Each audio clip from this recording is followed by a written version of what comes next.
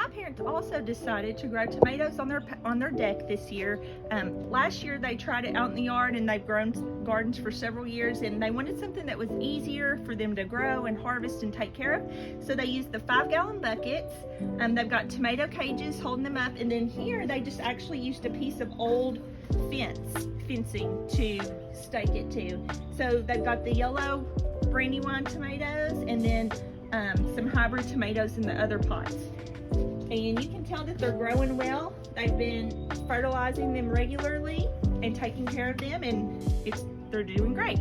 One thing that they did comment again was that the Costa Maine tomato and vegetable soil that they used was outstanding, and they believe it really played a part because it has all those nutrients that are being released slowly over time in it. It's got compost in it, and they truly believe that is why their tomatoes have taken off and done so well.